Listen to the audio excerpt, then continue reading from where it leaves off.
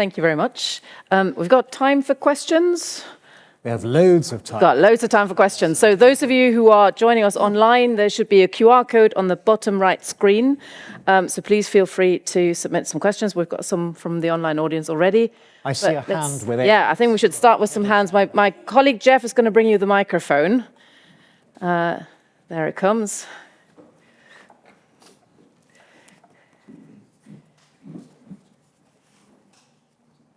Would you?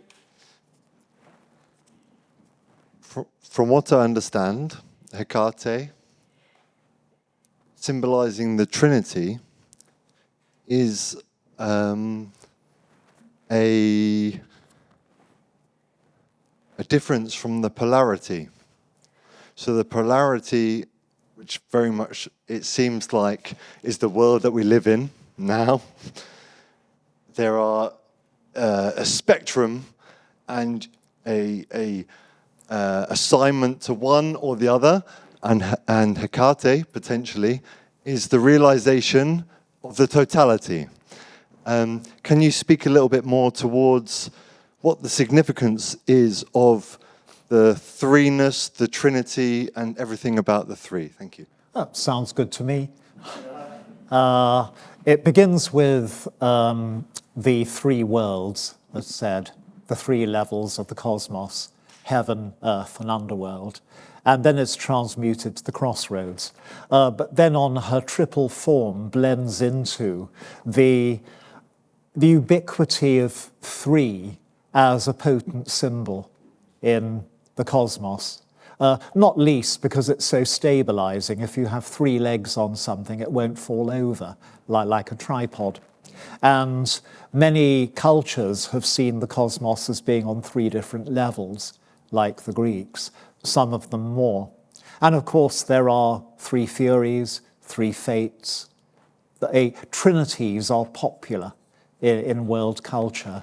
So the beginning of Hecate as a wanderer, as a voyaging goddess between worlds, boldly going where no goddess has gone before, taps into a resonance of worldwide potency.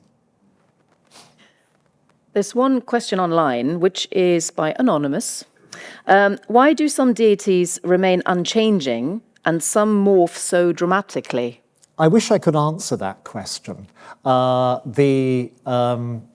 In a sense, the obvious answer, which may be the truth, is that ancient people found some deities in the form in which they emerge into history so strongly marked and also so precise in their functions that there was no need to change them or develop them. But deities like Hecate, largely because they came in from outside, were much more mutable. And so they could leak into all sorts of vacant spaces and provide all sorts of extra services that well-established and familiar and canonical deities did not. Thank you. Another question maybe in the hall. Just 1 second, the microphone's coming. You mentioned various sources, such as the Ovid, Lucian Samata, Eunampus, and Theocritus. Various sources. So is it only in these sources, so I pronounced them probably wrongly, that you hear about the invention or the creation of these gods, or is it just folklore, or how does it come about? These literary sources or both? There are three different types of source from which we can reconstruct ancient Mediterranean and Near Eastern religion. One is literature.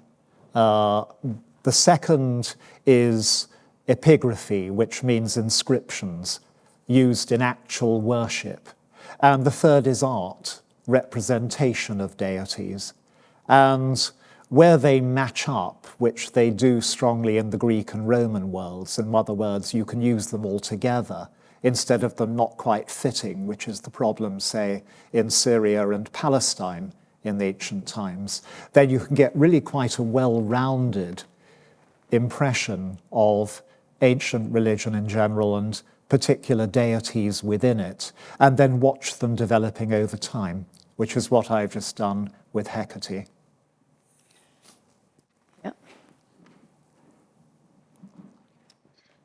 Do you feel that in the ancient world that women were seen as having a stronger connection with metaphysical world and spiritual world than men?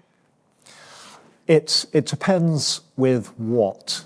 On the whole, men and women tended to be fond of both tend to be fond of goddesses, but women overwhelmingly, to judge from the offerings left at shrines which have been excavated, tended to respond to goddesses rather than gods. In other words, whereas male deities were particularly worshipped by men, both sexes tended to worship goddesses. But on the whole, women preferred goddesses. And also, when you look at who actually deals in magic, you find it's both sexes. In real dedications like curse tablets, for example, of which there are lots, and in the papyri. But in theory and literature, magic that is offered for a fee by a professional tends to be the work of men, usually from Egypt or Hyperborea or somewhere other than where Greeks and Romans are. But informal secret magic is the preserve of women. In a world in which women were largely disempowered in public life and politics, magic was one of their great weapons, as in the pharmacutria, so it's particularly associated with them. And that's why goddesses of magic, particularly Hecate, tend often to be seen as women's goddesses. There was a gentleman here who's been waiting for a while. Second. It's coming. Yes, You got a mic. Oh, thank you. Is it on? Oh, it's on. First of all, thanks for such a wonderful talk, Professor. It was brilliant. And I particularly enjoyed the quotes that you read to us as well.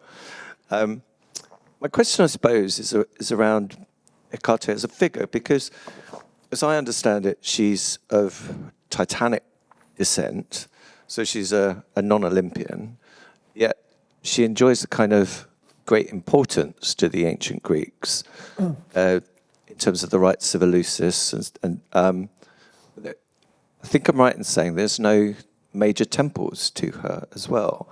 And I wondered if you would comment on that, because she's in I don't know, an odd position there. She occupies a particular space which is given to two different types of deity in ancient Greece and Rome. And number one is that she's a foreigner. She's not one of us, and yet she's terrifyingly powerful and also rather useful. And also you don't want to be on the wrong side of her. So there is this ambivalent relationship. She's not somebody with whom you want to tangle except in time of need, ad hoc, or you want to keep her at an arm's length at the door, at the crossroads. But also she is a dodgy deity. You have homegrown Greek deities to whom there are few temples. People realize their power, but they don't want to worship them because what they stand for is so terrifying. Classic example is Ares, who is the not very bright, utterly brutal Greek god of war, because everybody engages in war sooner or later, but nobody really wants it. And the consequences of being on the losing side are horrific. So that's another category. You don't need to be a foreign deity to be parked in the way that Hecate is. Ares, you need to honor if you're actually heading into battle. That's when you acknowledge his existence. You have no option. And you acknowledge Hecate regularly as keeper of the door and the crossroads. But her realm is not yours. You don't want her past the door. You don't want her in your living space. There's another one from the online audience, from Brittany. What kind of impact or role did Hecate have later in the medieval period in performance of magic and ritual when things became increasingly Christian? She loses a lot of her potency in the medieval period. I mean, because Roman literature in particular, and also particularly Ovid, is so popular in the Middle Ages, everybody still knows about her. But she has walk-on parts as a kind of night goddess and witches goddess, which is what she's doing in Ovid and the other Roman writers. Her appearance in Shakespeare's Scottish play as a witches goddess, which is really a walk-on, walk-off part, is typical of this.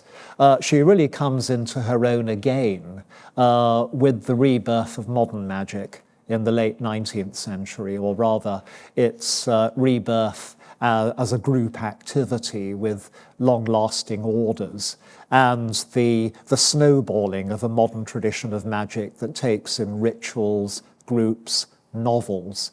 And as I say, Servius's commentary upon her as a three-formed moon goddess is immensely influential on the three-formed goddess of modern paganism, Maiden Mother Crone. I think we've got time for one more. Jeff, could you maybe? Thank you. Thanks. I'm curious because, you talk about how she's this goddess that people are a bit afraid of. Do people, if you're invoking Hecate, do people think you're a bad person for doing that? Like, what's the social understanding of her as, like what Smythe is doing here doesn't seem particularly nice. What do you have to say about that? She's definitely not nice. But are you committing a crime by invoking her? Well, it depends. The whole thing depends on what you're doing and for why. If what you're doing is protecting your home by baking cakes for her in candles, and then leaving the remains of your feast in her honour at her crossroads as an offering to her, this is perfectly okay. If you're carrying out a magic ritual to get vengeance on your lover, this is definitely not okay. If you are a theurgist who's invoking her to get a hotline to the gods, that could be okay, depending on your motives for doing so. So it is a spectrum, and everything depends on the reason, the intent, to speak Carlos Castanederish, of the ritual you're carrying out. But if you're having a ritual to Hecate as opposed to a routine honouring of her and her powers, then you're probably heading into distinctly dodgy territory.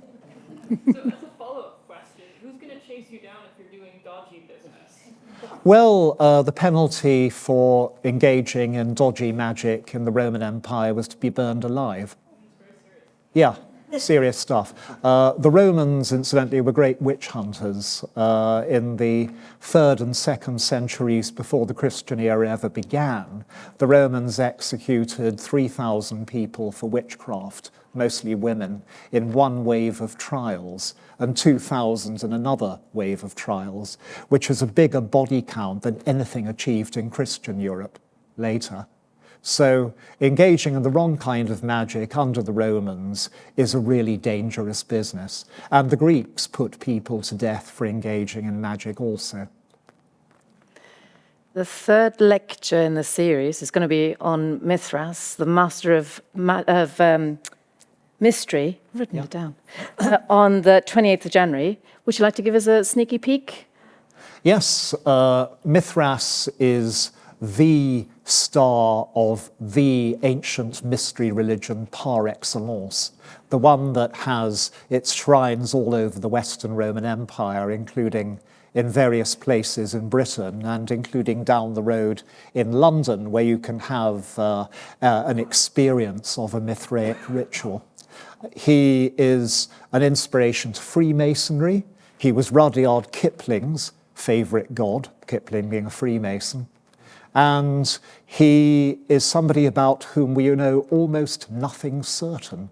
So I'm going to be looking at an incredibly famous vacuum and I'm trying to fill it. Thank you very much. Thank you very much for coming.